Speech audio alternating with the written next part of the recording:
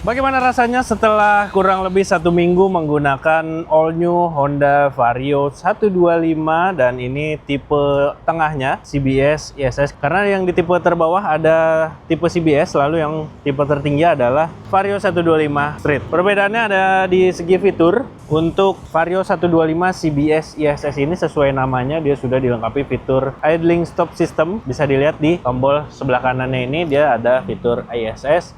Lalu juga ada fitur keyless. Nah, kira-kira gimana impresinya setelah dipakai berkendara harian? Oke, pertama kita bahas langsung dari segi suspensinya. Karena kalau dari segi desain Anda bisa melihat versi lengkapnya di video di atas ini. Karena kami sudah mereviewnya di sesi impresi perdana saat sesi peluncuran dan juga saat pengetesan di jalan di kawasan BSD beberapa waktu lalu. Dan sekarang ini adalah benar-benar membicarakan tentang impresi Vario 125 2025 ketika dipakai harian. Seperti yang dijelaskan di video-video sebelumnya, motor ini mempunyai basis serupa Vario 125 sebelumnya. Jadi sebenarnya perubahan signifikan hanya ada di segi desain dan juga penambahan fitur modernnya. Sisanya kurang lebih masih sama. Untuk spesifikasi teknisnya seperti suspensi depan masih menggunakan tipe teleskopik, lalu di belakang menggunakan peredam kejut tunggal, dan dipadu dengan rangka tubular atau underbone. Untuk bandingan suspensinya ketika digunakan harian, ya masih mirip dengan Vario 125 generasi sebelumnya. Dia empuk dan juga cukup nyaman dipakai harian. Lalu untuk suspensi belakangnya terbilang lebih empuk bahkan dibandingkan dengan suspensi depannya. Apalagi kalau melewati jalan yang agak sedikit rusak, suspensi depannya yang agak keras lebih terasa. Lalu untuk suspensi belakangnya dia cukup empuk, tapi ketika digunakan berboncengan ada rasa dia sedikit bottoming karena saking empuknya. Lalu dipadu dengan joknya, ini cukup lebar dan juga empuk, dan jok ini masih dipertahankan dibandingkan dengan Vario 125 model sebelumnya, sehingga kenyamanannya masih kurang lebih mirip-mirip. Kemudian yang tentunya membedakan motor ini dengan Vario Street adalah tentu dari segi stangnya.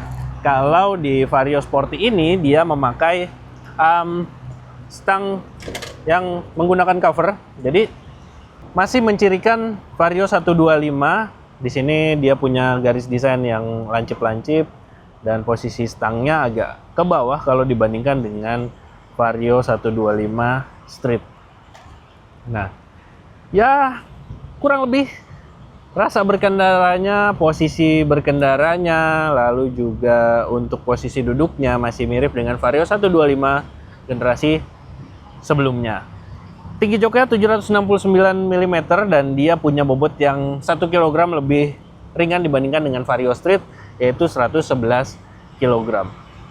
Nah, untuk posisi duduknya stangnya ada di bawah. Kalau dibandingkan dengan Vario Street dia ada di bagian agak ke atas seperti ini, sehingga kalau untuk berjalan jauh rasanya lebih nyaman. Dan untuk tipe sporty ini tidak ada masalah sama sekali.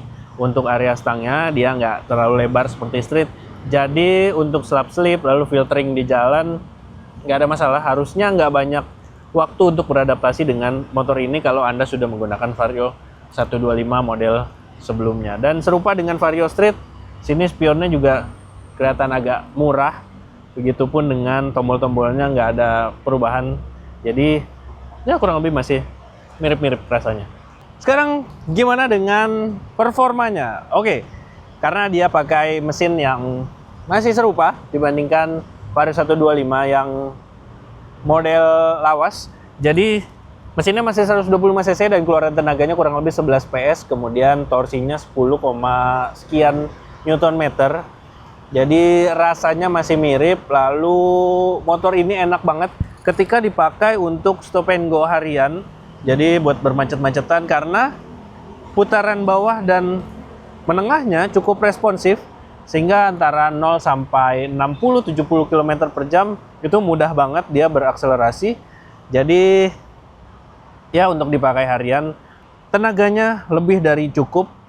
Apalagi kalau mungkin Anda merasa kurang untuk menggunakan mesin 110 cc-nya Honda seperti di Honda Beat, Scoopy atau Genio, Anda bisa melirik motor satu ini jika Anda juga merasa mungkin 150 atau 160 cc terlalu berlebihan. Jadi 125 cc ini terbilang cukup untuk dipakai harian, apalagi harganya juga masih ya cukup ramah. Oke, dengan mesin tersebut kira-kira berapa konsumsi bahan bakarnya? Kalau dari sesi peluncuran kemarin, AHM mengklaim motor ini bisa menembus konsumsi bahan bakar 51,7 km per liter. Dan ketika dipakai harian, kami gunakan untuk gaya berkendara yang agresif, tidak menggunakan gaya berkendara EconoRide sama sekali. Kondisi terborosnya bisa mencapai sekitar 39 km per liter.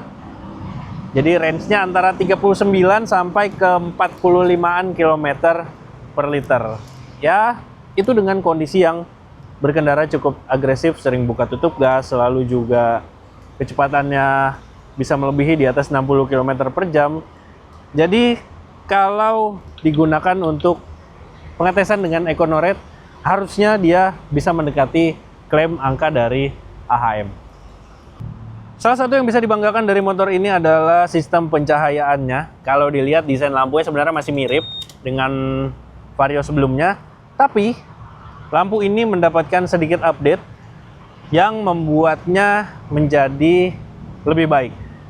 Nah, lebih baik di sini artiannya adalah lampunya menjadi lebih terang sehingga dia pencahayaannya untuk pancaran sinarnya menjadi lebih tebal, lalu lebih lebar, jadi lebih fokus, apalagi ketika menggunakan fitur lampu jauh atau high beam-nya. Itu kelihatan banget bedanya. Jadi untuk berkendara di kondisi minim cahaya, lalu saat malam hari, dia lampunya juga bekerja dengan optimal. Ya, good job untuk AHM. Dan yang juga menarik adalah lampu DRL-nya di sini. Nah, kalau dilihat ini cukup agresif dan sebenarnya siluetnya mirip dengan tanduk rusa. Jadi ya sesuai dengan keseluruhan desainnya. Kemudian ke bagian belakang, lampu remnya pun cukup agresif. Dia walaupun mikanya kelihatannya kayak lebar, tapi untuk LED-nya dia cukup menyipit, jadi lebih terkesan agresif. Nah, ketika di rem dia akan seperti ini, cukup terang walaupun dia bentuknya nggak terlalu besar. Bagaimana menurut Anda? Apakah Anda suka dengan desain lampu utama maupun lampu remnya? Nah, itu dia tadi impresi berkendara kami terhadap all new Honda Vario 125 tipe CBS ISS. Untuk tipe ini ditawarkan dengan harga 26 jutaan rupiah, tapi tenang, kalau Anda ingin harga yang lebih murah, Anda bisa melirik ke tipe CBS. Dia minusnya hanya di fitur ISS, dia belum ada fitur ISS-nya, lalu juga masih menggunakan anak kunci manual. Harganya sekitar 24 jutaan, tapi untuk segi suspensi, lalu juga tenaganya kurang lebih masih mirip. Jadi silakan Anda pertimbangkan, Anda lebih membutuhkan yang mana, CBS atau CBS ISS. Dan kesimpulannya adalah motor ini cukup worth it untuk digunakan berkendara harian dengan harga yang ditawarkan, lalu performa, fitur, dan juga desainnya kembali ke selera Anda kalau soal desain. Dan motor ini dirasa cukup untuk menemani mobilitas karena ya mesinnya lebih besar dari yang 110 cc, lalu untuk tenaganya juga cukup responsif, dan konsumsi bahan bakarnya mungkin bisa dikatakan cukup irit. Bagaimana menurut Anda? Apakah tertarik untuk memiliki Vario 125 generasi terbaru ini, atau justru Anda ingin melirik ke Vario Street? Silahkan tuliskan komentar Anda di kolom komentar di bawah.